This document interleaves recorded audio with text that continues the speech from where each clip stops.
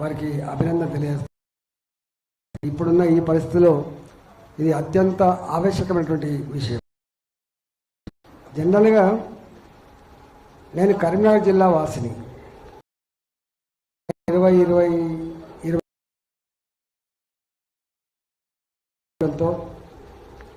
కరీంనగర్ జిల్లాతో అవినాభావ ఈ ప్రాజెక్టులన్నీ కూడా బరాజ్ కావచ్చు, అన్నారం ఎల్లంపల్లి ప్రాజెక్టు కావచ్చు, నిర్మాణం చేయబడ్డ ఎత్తిపోతల ఒక మిడ్మానేర్, ఒక అనంత, ఒక రంగనాయక సాగర్, ఒక మల్ల, ఒక కొండపోచమ్మ సాగర్, ఇవన్నీ నేను అక్కడ జిల్లా మంత్రిగా ప్రతినిత్యం వీటన్ని కూడా చూసేది.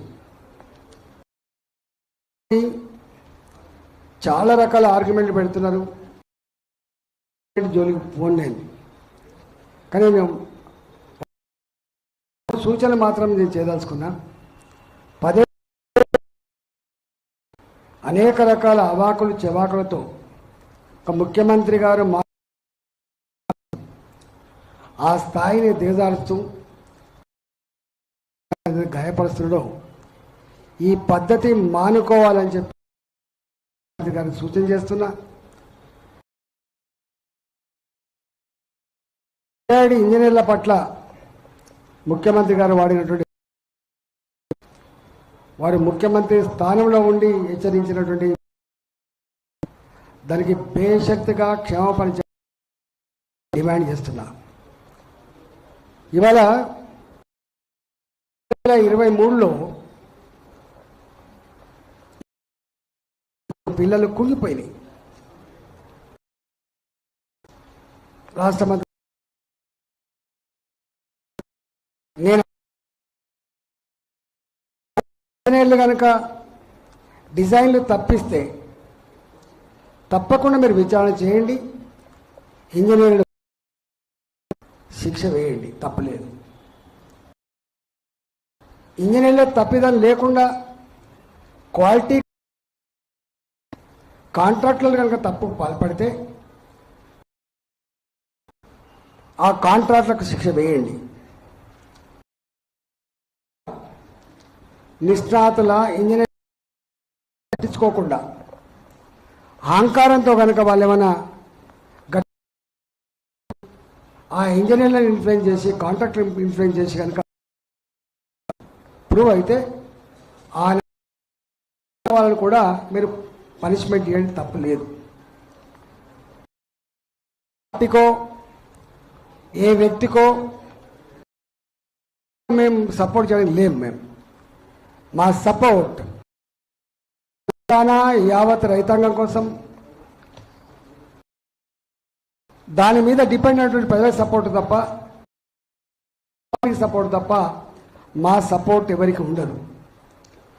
ఇక ఎస్ఆర్ఎస్పి ప్రాజెక్టు మాది 90 టీఎంసీల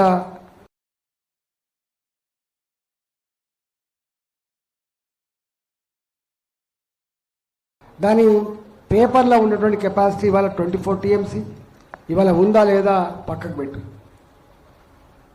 ఎస్ఆర్ఎస్పి ప్రాజెక్టు, ఎల్ఎండి ప్రాజెక్టు ఉన్నప్పటికీ కూడా 24 లక్షల ఎకరాలకు నీళ్ళు అందించాల్సినటువంటి ఆ ప్రాజెక్టు ఎన్నడూ కూడా కడుపు నిండా నీళ్లు అందించలేదు. కేవలం 10 లక్షలు 12 లక్షల ఎకరాలకు మాత్రమే నీళ్లు అందించేది. హుజురాబాద్ దాటి వరంగల్ తాగునీళ్ల కోసం కూడా కష్టం ఉండే. తెలంగాణ ఉద్యమ పుట్టుగా నీళ్ల కోసం, నిధుల కోసం, స్వయం పాలన కోసమే ఉన్నటువంటిది కాబట్టి, తెలంగాణ బోర్లు వేసి బోర్ల పడ్డది కాబట్టి, బావులు తవ్వి బండబడితే బతుకులే బండబారిపోయిన తెలంగాణ కాబట్టి, నోటి కాడికి వచ్చిన బుక్క ఒక్కొక్కసారి ఒక తడి లేక 2 తల్లి లేక ఎండిపోతున్నటువంటి సందర్భం కాబట్టి, ఇగో ఈ కాగితాలకే పరిమితమైన ఎస్ఆర్ఎస్పి ప్రాజెక్టు ఆయకట్టు స్థిరీకరించాలి, తెలంగాణ రైతాంగానికి 2 పంటలు నీళ్ళు అనేటువంటి ఆలోచన అన్నాడు చేసిన దాంట్లో నేను కూడా ఉన్నా.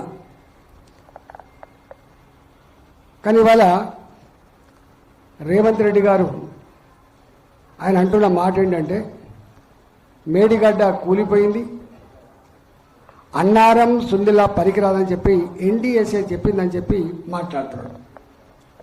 నేను ఒకటే ముఖ్యమంత్రి రేవంత్ రెడ్డి గుర్తు చేయదలుచుకున్నా, ఎన్డీఎస్ఏ చెప్పిందని చెప్తున్నావు కానీ మరి తెలంగాణలో ఉన్నటువంటి అనేక మంది ఇంజనీర్లు కావచ్చు,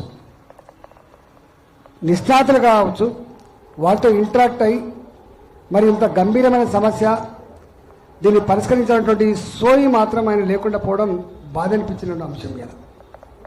ఎంత మేరకు నిందించే ప్రయత్నం చేయడం, బుకాయించే ప్రయత్నం చేయడం, తప్పించుకునే ప్రయత్నం చేయడం, తద్వారా తెలంగాణ రైతుల కళ్ళల్లో మట్టి కొట్టే ప్రయత్నం చేసింది తప్ప ఇవాళ తెలంగాణ కాంటెస్ట్లో ఆలోచించిన పాపన పోలేదు ఈయన. ఇవాళ ముఖ్యమంత్రిగా నేను అడుగుతున్నా రేవంత్ రెడ్డి గారు, నన్ను కూడా చాలా రకాల మాట్లాడినావు, ఆ కూలకు నేనేం బాధపడతలేను, కానీ ఒక్కటి మాత్రం గుర్తు చేస్తున్నా, సమైక్య రాష్ట్రంగా ఉన్ననాడు మాలాంటి వాళ్ళం ఎంత మాట్లాడినా కూడా సంయమనంతో సమాధానం చెప్పేదాని ముఖ్యమంత్రులు తప్ప ఫిల్తీ లాంగ్వేజ్లో మాట్లాడిన సందర్భం తక్కువ. ఒకసారి రాజేంద్ర నీ తలకాయ ఎక్కడ పెట్టుకుంటావు అంటుంటే ఒక మాట తప్ప ఏనాడు కూడా మమ్మల్ని తొలినాడి సందర్భం లేదు. కానీ దుఃఖం వస్తుంది, బాధ వస్తుంది.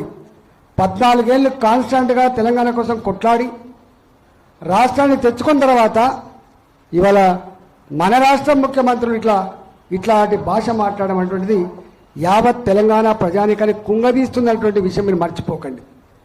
ఇవాళ ఏమనకపోవచ్చు, నీ చేతిలో అధికారం ఉందని చెప్పి ఇవాళ నీకు వ్యతిరేకంగా మాట్లాడకపోవచ్చు, నీకు వ్యతిరేకంగా యూట్యూబ్లలో చూపించకపోవచ్చు, నీకు వ్యతిరేకంగా పేపర్ రాయకపోవచ్చు, కానీ దేనికి భయపడకుండా వెరవకుండా సందర్భం వచ్చినప్పుడు కర్రు కాల్చి వాత పెట్టగలిగే శక్తి సత్తా తెలంగాణ ప్రజానికానికి ఉంటుంది. తప్పకుండా ఆ గుణపాఠం నీకు చెప్తారని చెప్పి హెచ్చరిస్తా ఉన్నా. ఇవాళ సబ్జెక్టుకి వస్తే మేము ఏమంటున్నాం, ఎల్ నినో ఏదైతే వచ్చిందంటున్నారో ఇది భయంకరమైనటువంటి కరువు వచ్చేటువంటి ఆస్కారం ఉందని చెప్పి మనం మాత్రమే చెప్పట్లేదు. అమెరికాలో ఉన్నటువంటి పర్యావరణ శాస్త్రవేత్తలు కావచ్చు, వాళ్ళు చెప్తున్న మాట ఏంటంటే చాలా భయంకరంగా ఉండబోతుందని చెప్పి మీకు తెలుసు. ఇవాళ వర్షాలు పడితే 2,80,000 మెట్రిక్ 80 లక్షల మెట్రిక్ ధాన్యం పడిందని చెప్తున్నారు కదా. ఎక్కడ కూడా ఇవాళ గుర్తలేదు. ఒకసారి పత్తి విత్తనాలు ఎండిపోయినాయి, మొలవాలని చెప్పి నువ్వు మాట్లాడతలేవు, నువ్వు మేము అన్నది ఆ మాట విని చెల్లించి పెట్టి ముఖ్యమంత్రి గారు అన్నాం, రాజకీయ గారు బ్రాడ్గా ఉండాలి, మీరు ముఖ్యమంత్రి, మీరు వాళ్ళ మీద వీళ్ళ మీద నెపం నెట్టి తప్పించుకునే ప్రయత్నం చేయకు. మీరు బోన్లు నిలబెడతా అనుకున్నదేమో కొద్ది మందిని, కానీ నువ్వు బోన్లు నిలబెడుతున్నది మాత్రం తెలంగాణ రైతాంగం నిలబెడుతూ ఉన్నావు, రేపు హైదరాబాద్ ప్రజానికాన్ని నిలబెడుతున్నావు అని చెప్పి నేను మాట్లాడినాను. ఇవాళ ఎల్లంపల్లి